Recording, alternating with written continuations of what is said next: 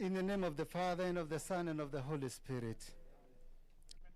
We praise and thank you, God our Father, for this opportunity you give us, Lord, to be able to open and bless this, our OPD. We thank you for the safe journeys that you have given to our guests, and particularly our chief guest, the Cabinet Secretary, Honorable Kagwe Mutahi. We thank you also for the arrival of all our guests, and we ask that you accompany us during this moment. Be with us, bless this hospital, that you may be able, Lord, to give the services that you require. Bless us and continue to be with us. We ask this through Christ our Lord. Okay, thank you very much. Tuketi chini. Mgeni wetu wa heshima ambaye ni waziri wetu wa afya na wakeni walikwa wote, women rep, MD Mathioya na wakeni wote na mabishops. Amjambo. Muriega. Waziri karibu Kiriaini. Hapa ni Kiriaini Mission Hospital na tuko na bahati national briefs on COVID-19 itarushwa kutoka hospitali ya Kiriaini Mission, vile vile kutoka Mathioya Murang'a. Mheshimiwa Waziri, karibu sana, karibu, na tupigie makofi. Tupigie tena. Asante sana. I would like to take this opportunity to welcome Dr. Amoth. Amoth, I think you are the one.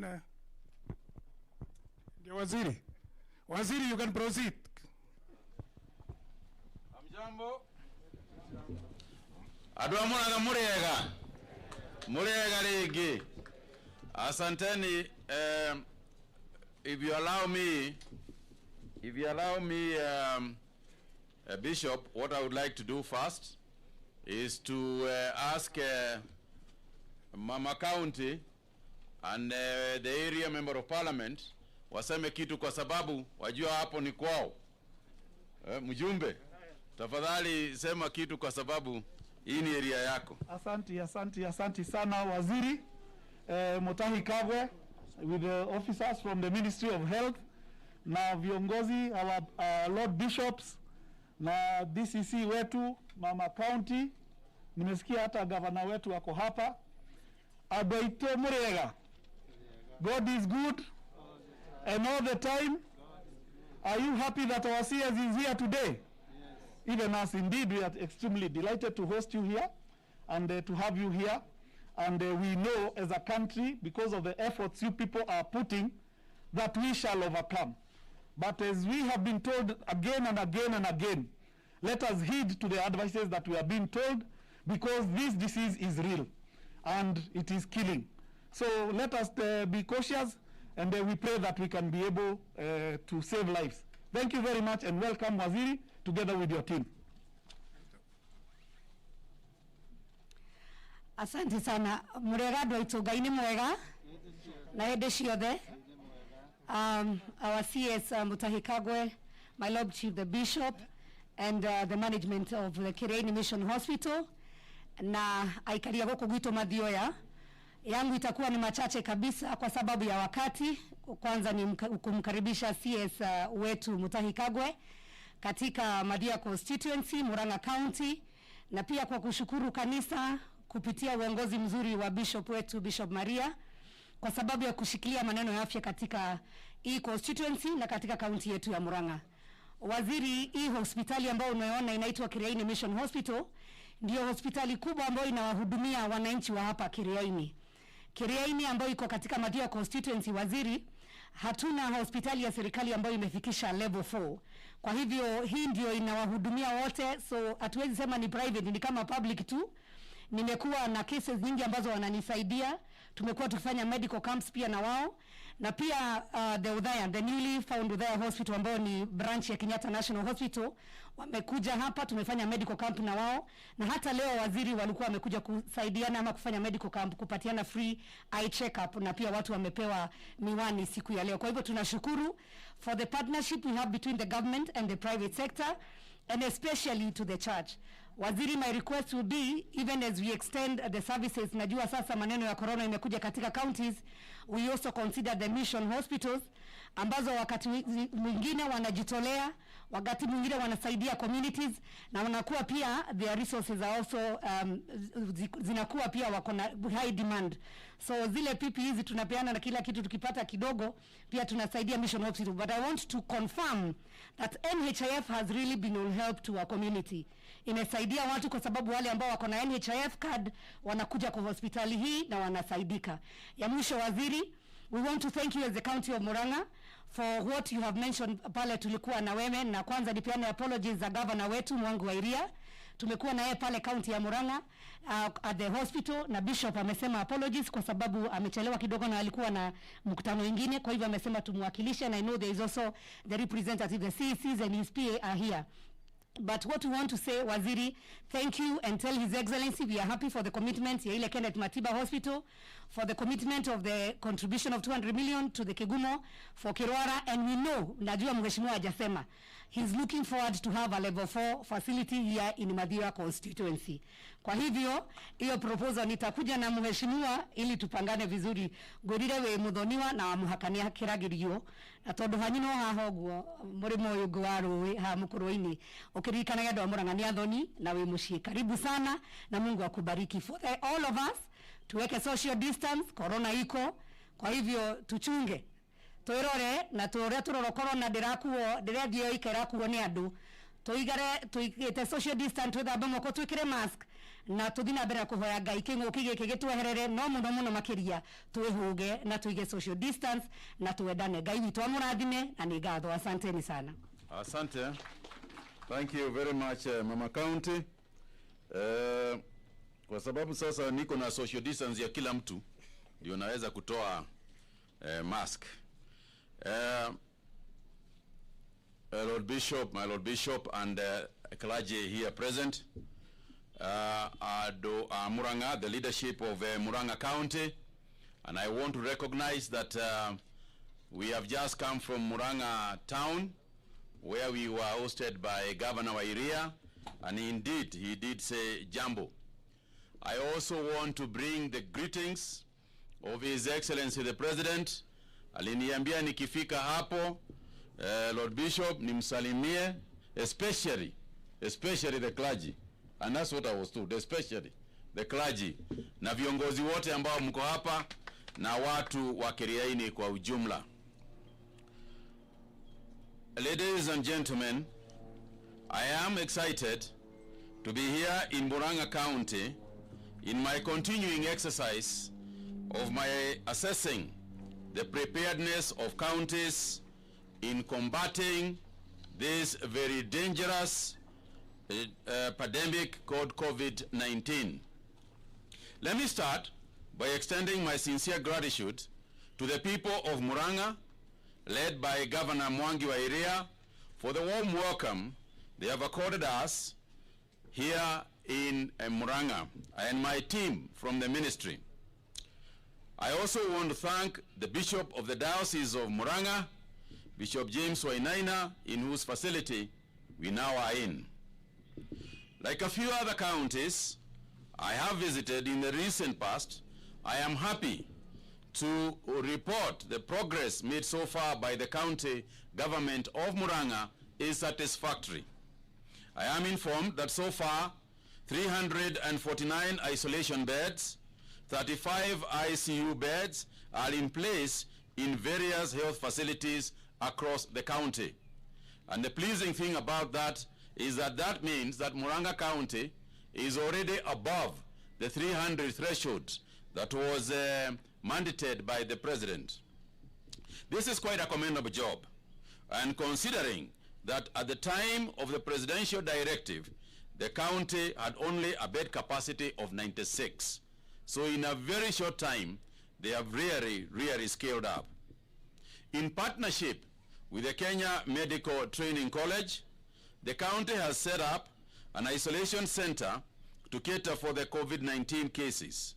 The county government has formed the County Response Committee surveillance teams in all the 7 sub-counties and rolled out a sensitization program on guidelines and protocols for managing and containing this virus. To ensure compliance, each sub-county, through the enforcement teams, has been provided with a vehicle to ensure that the residents observe and adhere to their containment measures.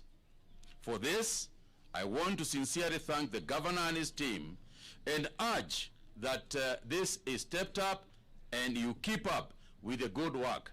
Indeed, in my discussions with the governor area, he did mention to me that if the necessity were to arise, they have got the ability and capability to scale up more hospital beds. I think it is also important to remember that beds alone are not enough, that we must scale up the training and facilitation of the health workers, the PPEs, that we left some even in Muranga town. The PPEs and the training of our health workers is crucial for the management of not just this disease, but also other challenges of the health nature that we face. Today, I'm also here to officially open the Kiriaini Mission Hospital outpatient block. I believe that as we launch this facility, we are witnessing the beginning of a new era of service delivery to the local community, both in the immediate future and years to come. This will ensure reachable, efficient, and faster service delivery to the residents of Kiriaini and its environs. And Lord Bishop Wainaina, I want to tell you that the environs we are talking about might include my village right across the river. So I personally also want to thank you, because I've got a feeling I'll see some of my relatives in this hospital. On the outset, I would like to extend my appreciation to your Lordship, Bishop James Wainaina, and indeed the clergy and the hospital management for extending an invitation to us to grace the opening occasion of this ultra-modern outpatient block. I am confident that the new facility in this hospital will radically improve the quality of service and infrastructure for both patients and staff. The expansion of the health facility and health services through this outpatient block is timely, particularly at this time when we are facing this unusual pandemic.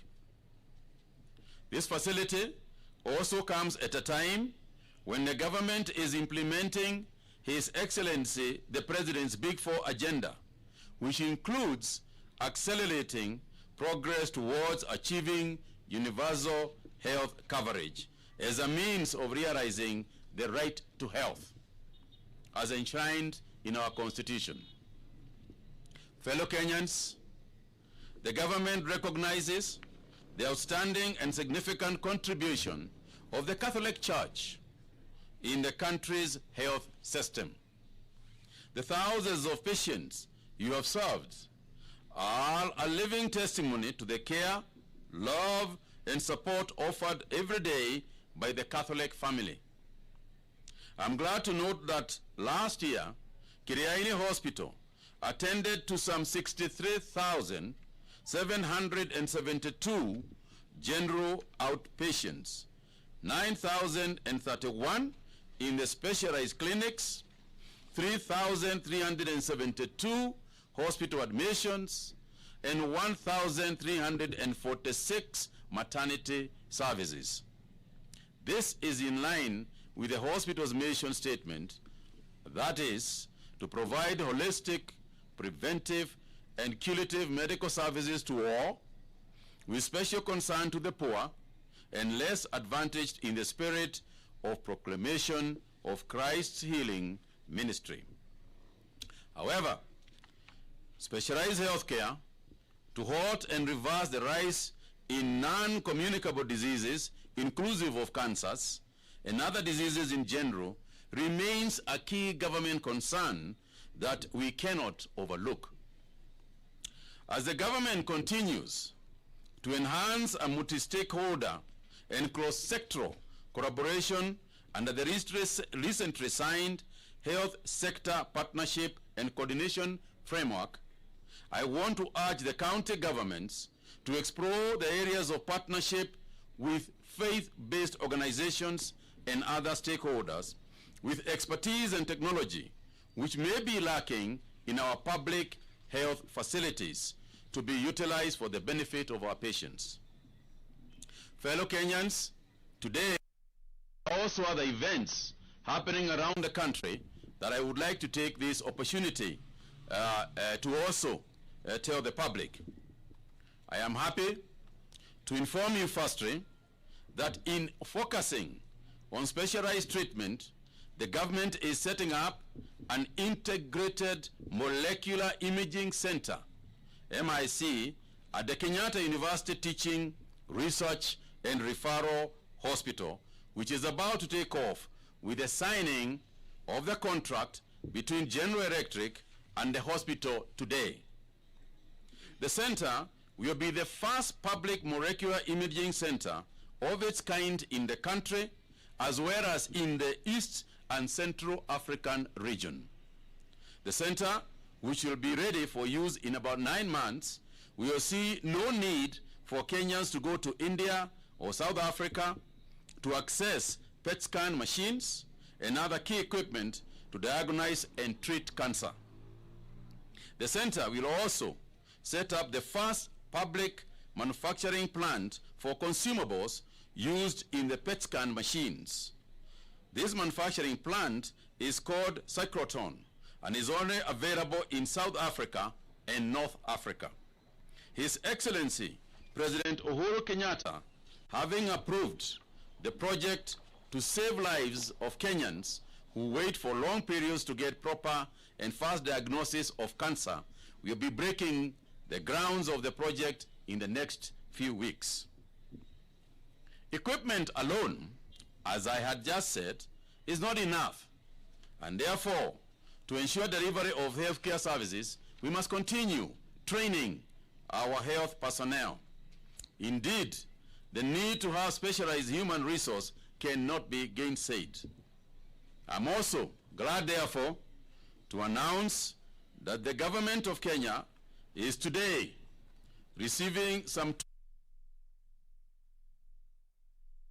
from the Henry Reeve Brigade, who will be arriving in the country tonight to serve and offer services for the next 6 months. The idea here is for these doctors to work with our own doctors to gain knowledge from each other. As you know, we have been working since 2018. We have worked and partnered to improve healthcare services with the Cuban government. And this partnership has seen Kenyan doctors receive specialized training in Cuba, and Cuban doctors provide health care services throughout our country. But this particular one is a special brigade that is going to be stationed at KU. It is not going to be split around the country. And they are specialized doctors in internal medicine, oncology, cardiology, renal, and pediatrics. With the COVID-19 cases rising, these specialized doctors will go a long way in supporting our doctors in managing the disease, and also in exchanging of skill development. On behalf of the government, we are thankful to the Cuban government through Ambassador Ernesto Gomez Diaz for this kind gesture. We also want to thank His Excellency the President, through which effort we are receiving these doctors. It took a telephone call, a discussion between our president and the Cuban president for this brigade to be made available to us, and we are really grateful for that gesture from the Cuban government. We are also grateful to KU. They are the ones who are going to host them. I know they are working hard to do so. I know that the chair of the hospital, Olive Mugenda, was this morning working hard to receive them, and we are glad that we are going to have those kind of guests for an initial 3 months and possibly extended to 6 months. And therefore, as we are in Kiriaini Mission Hospital doing what needs to be done, we then have to balance so that we have got primary health care, especially the outpatient services, which then can be cascaded upwards to those kind of institutions where and if it becomes necessary. The primary health care is the most important part of healthcare in any country. And we must admit that our healthcare, our primary healthcare facilities have not been up to date. If you go to level 1, level 2, and level 3 hospitals across the country, we can't boast of the same reputation as we have with higher skilled referral hospitals. And what that has done is that we have now got people going to referral hospitals for regular infections that are easily treatable at a facility like this one. So when you have got a facility like this, it means that we are freeing Udaya Referral, PGH, and other referral hospitals across the country so that they can deal with the more challenging, areas of our healthcare facilities. Allow me, fellow Kenyans, to now turn to today's issue to do with COVID-19 and to report to you what has transpired. And I want to say from the outset, Lord Bishop, you know, there are those who think that we like to do these things. You know, we like to talk every day about these things. We don't. But we must tell you. Because if we don't tell you, you begin to think that everything has become normal. And we are not living in normal times. So don't get bored. We are not getting bored. Just listen carefully to what we are saying. Listen carefully to what we repeat every day for good reasons. And today, 389 people have tested positive to the disease from a sample size of 3,545.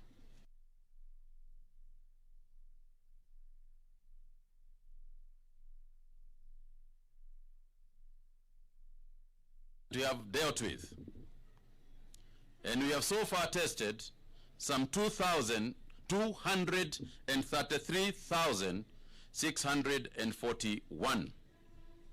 From those cases, 385 are Kenyans, while 4 are foreigners, while in terms of gender, once again,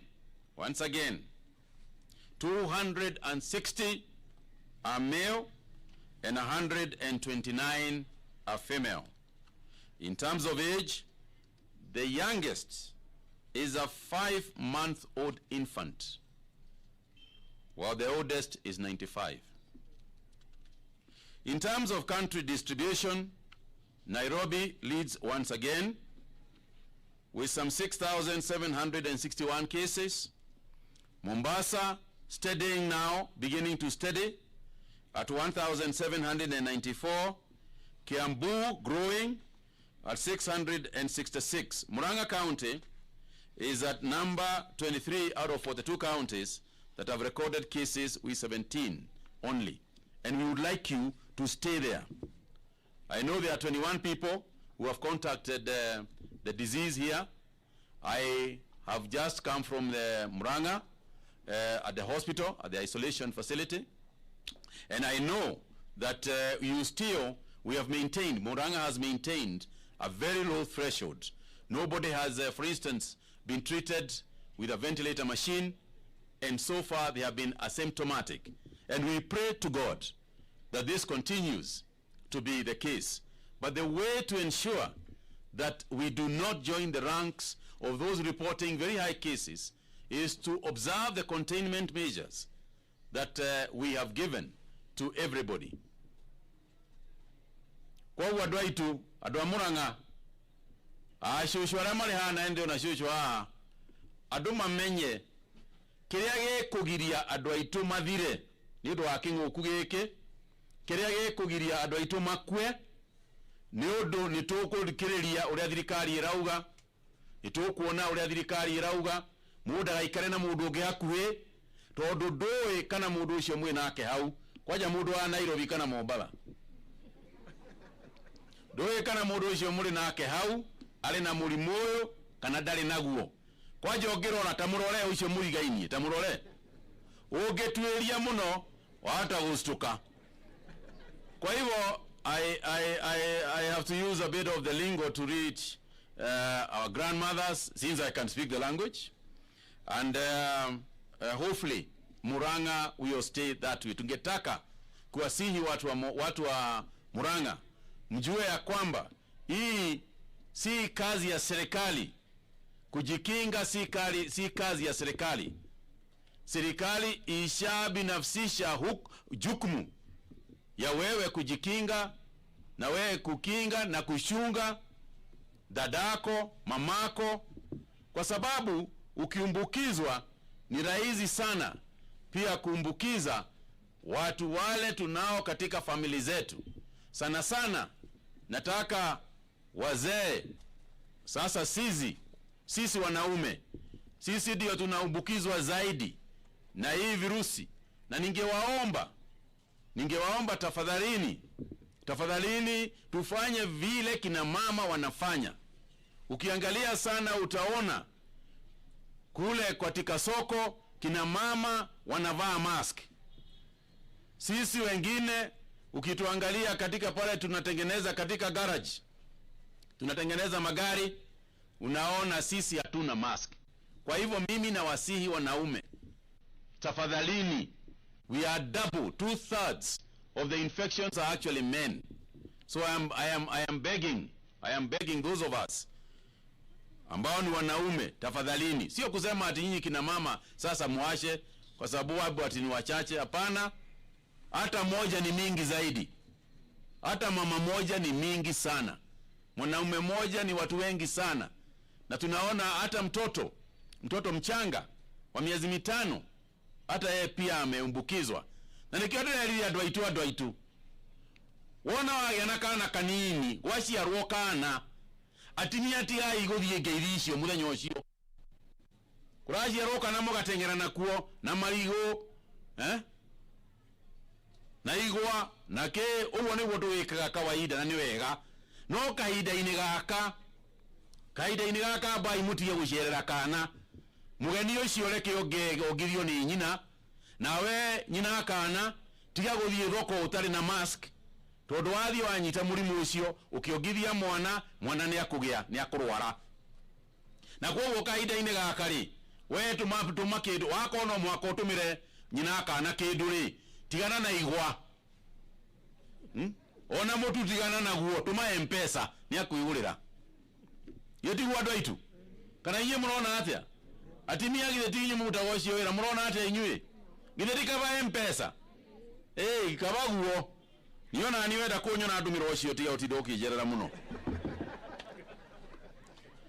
As I conclude, while acknowledging the good work and support by our religious leaders in collaboration with the government towards restructuring the opening of places of worship, I want to really appreciate and thank the Inter-Religious Council led by Nyeri Archbishop His Grace Anthony Muheria for steering this process in an extremely commendable manner. And I want to thank our spiritual leaders because of the manner in which they have conducted themselves since this COVID-19 was announced. And I look forward to working with you continuously in ensuring that we do not do what happened in Italy, what happened in South Korea, because of the care and observation of the protocols that we have together worked with. And I look forward to fruitful outcomes following the completion of their work. Finally, ladies and gentlemen, it is now my pleasure to step up and declare this block officially opened. But perhaps before we do so, since we will not come back here, I would like to give an opportunity for the members of the press to ask 1 or 2 questions for any clarification that you may need.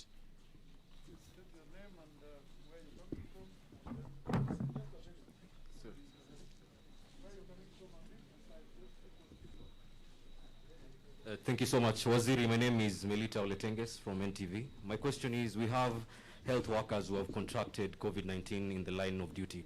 Perhaps how is the government compensating them and those families whom have lost their loved ones in the line of duty? How is the government compensating these people? Thank you. Waziri, jina langu ni Emmanuel Talk kutoka KTN News. Maswali mawili. Leo hujatupa idadi ya watu ambao wamepona na wale ambao wameaga dunia. Naomba utupe habari hizo. Alafu swala la pili, tumekuwa na tetesi kwamba kuna vituo 20 ambazo zimeweza kufungwa za kuweza kupima virusi vya COVID-19. Je, habari hizo ni za kweli ama si kweli? Alafu je, jambo hilo linawacha vipi wale walalahoi ambao hawezi lipia ada ya kuweza kuchunguzwa katika zile hospitali za kibinafsi? Asante. My name is Robert Gakure, Mount Kenya TV. My question is, how well has the government put measures to ensure that other Kenyans are not put at risk in regard to home-based care, especially now that the borders remain open and there is easy movement? Thank you. Asante sana. Thank you very much. First and foremost, yes, you are right, Militi. I did not mention the number of deaths today. That's an oversight on my part. Today we have lost 5 patients across the country, and most of them, at least 4 of them, were people with underlying issues. Most of them, most of that being diabetes, or diabetes as well as hypertension together. As for our health workers, we are very determined that our health workers are taken care of in a normal manner that we do in terms of not just for supply of PPEs. As you know, we even opened a new ward at Kenyatta National Hospital, specifically specialized and just kept aside for our healthcare workers. But I would also like to say that even when it concerns our health workers, most of the ones who have had infections are fairly asymptomatic. But I'm going to ask Dr. Amoth, as he talks about home care, to also talk to that issue that you have raised. As far as the laboratories are concerned, I want to say that we have not closed any laboratories at all, but we have discouraged people who have no symptoms of any kind to simply walk into Kenyatta and say that you want to be tested. We want to focus on targeted mass testing, not just everybody and anybody. So on home-based care, before you get the details from Dr. Amoth, let me just say this. Especially in rural areas, home-based care is the best way of us managing our people. The reason why originally we did not want home-based care was 2 things. A is a good understanding and guidance from World Health Organization, which we did not have at the time that COVID was announced. So that was one reason why we were keeping everybody in the hospitals. That's number 1. But number 2 is we believe that we have impacted sufficient knowledge now amongst our people, and we continue to train through community health workers. Yes, we have trained now some over 37,000 community health workers. And this idea, this is to cater for those who are going to be at home. We want to roll out training now to even family members who are taking care of others at home. The guidance we have been given by the World Health Organization are clear. We have adopted some of the protocols to suit our particular environment. For example, where we have got very densely populated areas, we will continue to have isolation facilities supplied by the government. But where that is not necessary, then it is be better for people to be taken care of by family, especially where the family members themselves are also well trained and cannot get the virus. So Dr. Amoth, maybe you can explain a little bit more about the specific protocols of home-based care. Thank you, Waziri. As Waziri has indicated, home-based care guidelines came into place just about 6-7 weeks ago from the World Health Organization, and this was informed by the fact that a significant number of cases of COVID-19 were actually asymptomatic, and therefore it made business sense using trained healthcare workers that you could be able to manage these people at home. Based on that, the WHO set out criteria or guidelines for those who qualify for home-based care. Internally, as a country, adopted these guidelines through our case management team, and we came up with a criteria. Of course, number one is that you must have a positive COVID diagnosis from a recognized laboratory. Number two, you must be asymptomatic. You are positive, but you don't exhibit any symptoms. And number three, you must not have a pre-existing medical condition, such as diabetes, hypertension, cancer, or anything else, because if you have a pre-existing condition, you will tend to get a more serious form of the disease. But then you must have a place, either at home or in your house, where you can be able to isolate from the rest of the family. It must be well ventilated, preferably with a separate toilet and bathroom facilities for better hygiene. Then there must be nobody else in that home who is more than 60 years old or who has another pre-existing medical condition. You must have a caregiver that you can be able to train, who can be able to check your temperature, who can be able to deal with infection prevention control measures, including disposal of masks or any other secretions.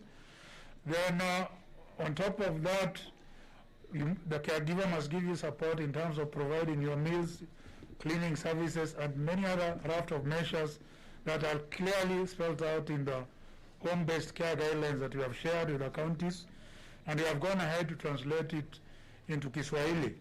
And we have appealed to the county governments to ensure that we have an abridged version of the ABC of home-based care that is in a local dialect that anybody else can be able to understand. Because home-based care now will be offered by the community health volunteers and also members of the household. It is imperative that we go this way because as our numbers increase, the cost of caring for a COVID-19 positive case who is simply asymptomatic, if you had to put you here, for example, on average you'll spend 21,000 shillings just to monitor you without giving you any medicines, and 65% of that cost will be because of use of PPEs. So if you can be able to take care of you at the home level, psychologically you are better prepared to be able to recover best at home in a home environment compared to institutional environment. And with that, we have also trained the healthcare workers through an electronic module. The community health volunteers training is still ongoing throughout the country to be able to ensure that this is successful. We also have put a strict monitoring and evaluation tool to be able to see the performance of home-based care. And so far, the clients we have put on home-based care have all recovered. We have not recorded any mortality from home-based care. For example, today we have discharged 1,126 people. And out of these, 781 cases are from home-based care and only 345 from hospital or institutional care.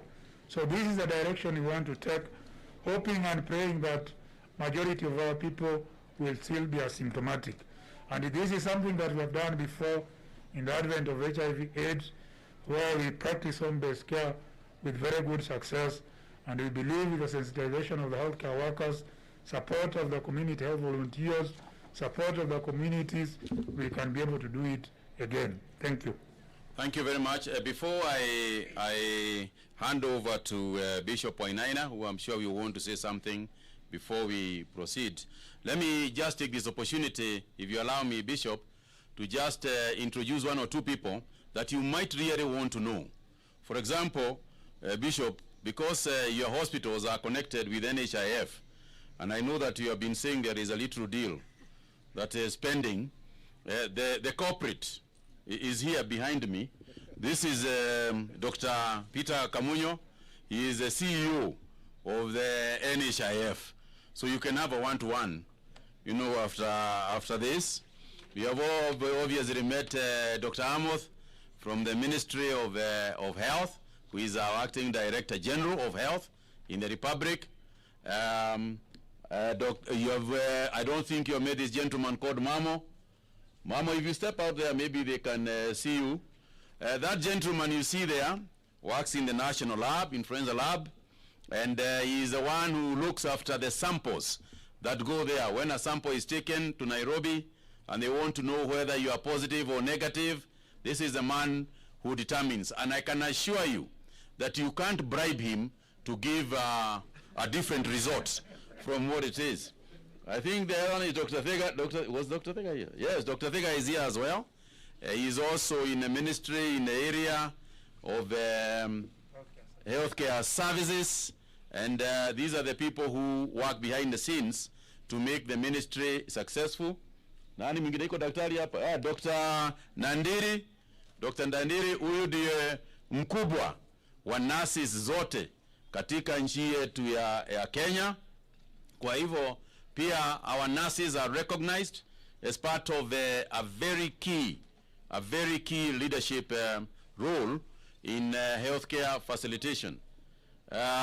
So unless if I forgot somebody, please allow me to stop there. I also want to take this opportunity to just mention a small thing about Kazi Mitaani, and to say how grateful a lot of us are with the President's initiative of Kazi Mitaani. As I was coming from Murang'a town, I witnessed them myself. I saw them doing incredible work in the county, and we hope that this is something that can continue. Let's also utilize Kazi kwa Mitaani to expand our environment, plant trees, and so on and so forth, so that we can benefit from that particular activity. Bishop Wainaina, I'll hand it over to you now, so that perhaps you can say something before we go to open officially the hospital. Thank you very much, CS Honorable Mutahi Kagwe, CS for health in our country. I recognize the presence of the Mama County who is here, and also the Member of Parliament, and all the county and national government leaders who are here with us. I also want to recognize in a very special way Right Reverend Bishop Joseph Mbatia, who is here to bless for us this facility, and all the others, all protocols observed. Karibuni sana, and I thank you very much. And I start with that note, thanking everybody for coming, and particularly you, our chief guest, who has accepted to come to be with us for this opening of our OPD. It has been a big effort that has called more energies than we can give ourselves, and therefore I also want to thank those who have supported us in one way or other, so that we could be able to come up with this OPD, and also the other improvements that we have done in this hospital. I wish to recognize particularly the partnership that we have had ourselves here in our diocese, but also in our country, between the government and the church. It is true that it is our mandate, we feel that it is our mandate, we as the church, to take up the work of Christ as he has shown us in his life. But without the good environment that we have enjoyed, where we are able not only to give our efforts, but to feel supported in many ways by the government, we would not have gone far. And I therefore want to thank yourself, Honorable Mutahi Kagwe, and through you, the President and the government, because of this partnership that we have had. We are opening today the OPD. And this is not the end of the road. We have other things that we would want to do, but we are always handicapped, as somebody has said, because we spend a lot of our funds subsidizing for those who are not able to cater for their fees and for the services that are rendered. I therefore wanted to turn to you on behalf of the government, as you have come to be with us, Honorable Mutahi Kagwe, to ask if we could be supported in a number of things. We are spending a lot of money going to fill up cylinders with oxygen. We wish that we could have an oxygen plant in our hospital. And also our X-ray machine is not only analog but a little bit old. And we have to, it takes a lot of time to have the exposures analyzed. So we are asking if it would be possible to be assisted with a digital X-ray. Even a small one we don't mind, but if it is digital. We also feel that this area we don't have an MRI. The nearest is in Madari, and that is quite a number of kilometers away. In fact, in Central Province, we have just a few of these. We are asking if it would be possible for the government to assist us with that. And we would therefore be serving all those who are surrounding us, and even those who are far afield would be coming also to benefit from that.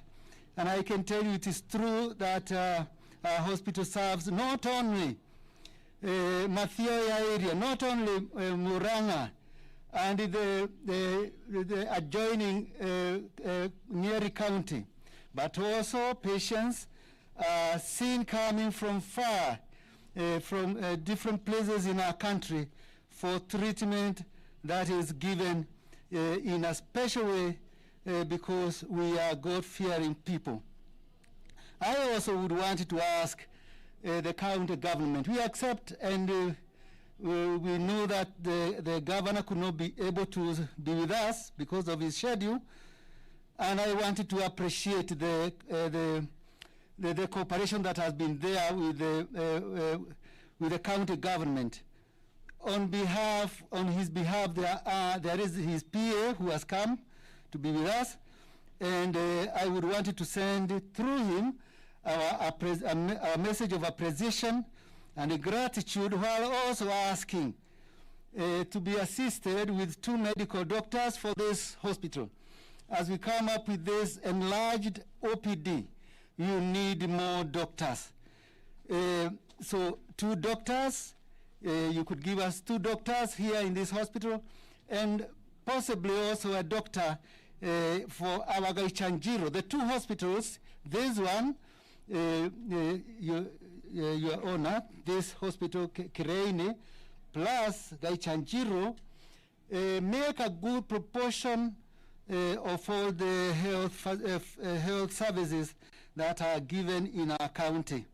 And I therefore even ask for Gaichanjiro that it could be given a doctor if available. And also turning to also to the person in charge of the nurses, and also from the county, asking that we be given nurses who can help in OPD. That is, 5 nurses for Kiriaini Hospital, and possibly also 2 nurses in our, and then I also ask Dr. Peter, who is here. Your support has been there, and we have always noted that you are supporting us. NHIF is one of the arteries through which we are able, even faith-based facilities, to be able to receive our funds and continue, and therefore to speed the processing of our claims and also our payments. And also additional equipment, I am sure that there is a possibility of the NHIF supporting some institutions in this manner, and I ask that too. When I come to you, when I knock your door, kindly open for me. CS here, we also wanted to change the entrance because it is very congested, as you can see, so that it can move a little bit along the road. And here we are asking also for those who are in charge of logistics to help us so that we can be able to move it a little bit down this way, so that we are not obstructing, or rather our patients as they come in are not obstructed by other business things. Let me take this opportunity once again to say thank you very much for coming. There are many people I should have also mentioned who have come. Unfortunately, because of the tight schedule that we have, and especially our chief guest, will not be able to have that. But I want to ask you to accept my humble appreciation, my thank you, whoever you are and whatever you have contributed and you are doing in this gathering or before, or even those that we are asking that in the future you support us. So thank you very much, everybody. God bless you. We shall now continue to do the blessing, the opening and the blessing of the facility.